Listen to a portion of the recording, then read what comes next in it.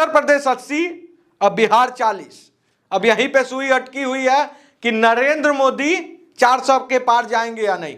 अभिषेक जी, क्या लगता है आपको, अभी के डेटा के अनुसार जिस तरह से लीड हो रहा है ये 120 सीट, क्या क्लीन स्वीप रहा तो हो सकता है 400 क्लीन स्वीप नहीं है। देखिए, रियलिस्टिक बात करते हैं कि बिहार में इस बार तो 39 भी नहीं है आशुतोष। जहानाबाद में वो डेटा नहीं, क्योंकि डेटा तो हम लोग थोड़ा रखेंगे, हम आपका वो एनालिसिस जानना चाहते थे। नहीं, वो नहीं है और क्लीन स्वीप हो भी नहीं सकता था, क्योंकि यहां पर ही असली कास्ट का खेल होता है, यहीं पे कास्टिज्म का रोल प्ले करता है। और इसी वजह से राहुल गांधी और कांग्रेस हमेशा दम्भ में रहती है इन्हीं 120 सीटों की वजह से कि वो बदल देगी, वो जात में बांट देगी हिंदुओं को।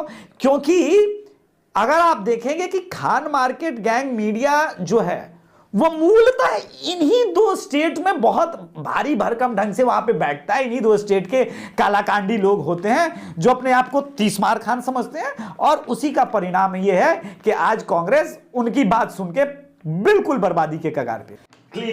बिहार के 40 लोकसभा सीट की अगर हम बात करें तो बिहार में एनडीए 35 से 36 सीट जीतते नजर आ रही है। वहीं अगर हम बात करें महागठबंधन की तो महागठबंधन भी 5 से 4 सीट जीतते हुए नजर आ रही है। हम चलेंगे और अभिषेक जी से जानेंगे वो कौन कौन सी सीटें हैं जहां पर मामला एज पर है। अभिषेक जी, देखिए, बिहार को लेकर के मेरे पास अभी लिस्ट में सबसे पहला सीट तो जहानाबाद है। दर्शक सोचेंगे कि किशनगंज क्यों नहीं है, किशनगंज भी है। जहानाबाद में आशुतोष निर्दलीय खड़े हुए हैं और भूमिहार बहुत वहां पर नाराज हैं, जिस वजह से महागठबंधन ये सीट सुरेंद्र यादव की तरफ जा सकती है, सुरेंद्र यादव की तरफ जा सकती है। अगर आशुतोष 15,000 से कम वोट लेके आएंगे तब चंद्रवंशी के लिए चांसेस बनते हैं। ये डिपेंड करता है कि भूमिहार गुस्से में, क्रोध में नोटा या आशुतोष को कितना वोट करता है। अब दूसरा जो आपने कहा कि 35 जीत सकती है, 36 जीत सकती है, 37 जीत सकती है।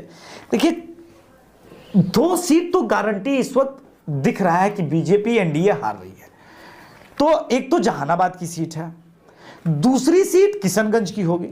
मेरा दिख रहा है, मेरे दृष्टिकोण में, कि किशनगंज भी बुरी तरह से फंसी हुई है। लेकिन एक सीट और है जो फंसी हुई है, वो है काराकाट, और फिर वहां पर निर्दलीय फैक्टर है, वो पवन सिंह है। अच्छा, ये भी एनडीए की सीट है। उपेंद्र कुशवाहा, अब एक तो राजपूत की नाराजगी की बात पूरे भारत में उठ रही है, ऊपर से एक राजपूत कैंडिडेट भी खड़ा हो जाता है। अच्छा, औरंगाबाद के पास ही काराकाट पड़ता है। इनफैक्ट काराकाट में एक विधानसभा है, वहां से लवली आनंद एक बार ऑलरेडी विधायिका भी हो चुकी हैं। तो वो सीट भी फंसी फंसी सी लग रही है, लेकिन वो कितना फंसेगी पता नहीं। अब 2 सीट जिसको लेकर के दिल्ली की मीडिया बहुत बेचैन है। किसी ने बीजेपी को सारण हराया है तो किसी ने पाटलिपुत्र हराया है। मेरे दृष्टिकोण में ये दोनों सीट एनडीए जीतती हुई नजर आ रही है। बीजेपी ही यहां पर खड़ी है, बीजेपी जीतती हुई नजर आ रही है। बीजेपी को जो परेशानी है जिस सीट पर, संभवतः वो अररिया हो सकता है। अररिया एक सीट है जहां पर भाजपा के लिए समस्या गंभीर है। इसके अलावा बिहार में कटिहार में दुलारचंद जीत जाएंगे। तो पूर्णिया को समझाइए, क्योंकि देखिए डेटा हमारा बोल रहा है, लेकिन बहुत सारे जो नेशनल मीडिया का जो अभी लेटेस्ट ओपिनियन पोल आया वो साफ हमारे एडिटर्स को मैच ही नहीं कर रहा है। वो पूर्णिया बिहार आ रहा है पप्पू यादव का नाम लेकर, जबकि ग्राउंड सेंटीमेंट आप जान रहे हैं। अभिषेक जी, थोड़ा बताइए क्या बात है पूर्णिया का। पूर्णिया को लेकर के हम आंकड़े सिर्फ 2014 के से रिफ्लेक्ट करना शुरू करते हैं ताकि नेशनल मीडिया भी समझे। संतोष कुशवाहा चुनाव तब जीते 2014 में जब आरजेडी अलग लड़ी, बीजेपी अलग लड़ी और जदयू अलग लड़ी। उसमें रामविलास पासवान की पार्टी का वोट और उपेंद्र कुशवाहा की पार्टी का वोट जो है वो भारतीय जनता पार्टी की तरफ था। तब भी संतोष कुशवाहा वो सीट आशुतोष निकाल गए जदयू के लिए। 2019 में इनको साथ मिलता है रामविलास पासवान का वोट प्लस बीजेपी के कैडर का वोट, विनिंग मार्जिन बढ़ता है। अब आप लोग सिर्फ भीड़ देखते हैं, रियल डेटा कोई नहीं देखता। पप्पू यादव को जो वोट कर रहा है, क्या बीजेपी का कैडर वोट कर रहा है या जेडीयू का कैडर वोट कर रहा है? वो नहीं कर रहा है। क्या पासवान कैडर वोट कर रहा है? नहीं कर रहा है। वोट कौन कर रहा है? आरजेडी का वोट डेंट हो रहा है। बीमा भारती की तरफ बिल्कुल भी ना जाएगा ऐसा तो है नहीं।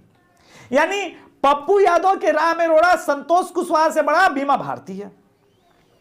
और अगर पूरा वोट भी एक तरफ चला जाता तब भी वो विनिंग मार्जिन 2.5 लाख का कैसे कम करेंगे, उसके कम करने के ऑप्शन क्या है, वो पूर्णिया में इंपॉर्टेंट है।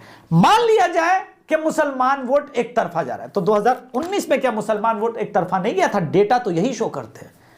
और जो थोड़ा बहुत मुस्लिम वोट बैंक जेडीयू को मिलता आ रहा है वो मिलता रहेगा, क्योंकि मुसलमानों का एक माइंडसेट है कि कम से कम जदयू इस बहाने हमारे लिए रिप्रेजेंटेटिव लोकसभा में पहुंचाती है, यह बात भी समझना है। तो मेरे हिसाब से पूर्णिया सीट बिल्कुल बीजेपी आराम से निकालेगी। अब बात करते हैं हम उत्तर प्रदेश की 80 लोकसभा सीट की। 80 लोकसभा सीट में एनडीए को 75 से 76 लोकसभा सीट जीतते हुए नजर आ रही है। वहीं अगर हम बात कर ले महागठबंधन या इंडी अलायंस की, तो यहां से 5 से 4 सीट पर इनकी भी जीत होती नजर आ रही है। अभिषेक जी, फिरोजाबाद, मैनपुरी और आजमगढ़ के बाद तो मुझे नहीं दिखता इस बार अमेठी और रायबरेली भी बीजेपी डेंट मारने में कामयाब दिख रही है डेटा पे। क्या कहना चाहते हो? 70 हो जाए, 72 हो जाए, 74 हो जाए, 75 हो जाए, 80 नहीं हो रहा है। एक चीज 80 तो पिछली बार भी नहीं था। बिल्कुल वही 80 नहीं हो रहा है। और दूसरी बात, 64 सीटें 80 में से जो एनडीए लड़ रही है उसमें कोई फाइट नहीं है। मात्र 15 से 16 ऐसी सीटें हैं जहां पर सो कॉल्ड इंडी अलायंस, महागठबंधन, जो XY गठबंधन है वो फाइट कर रही है। अब वो सीटें कौन कौन सी है?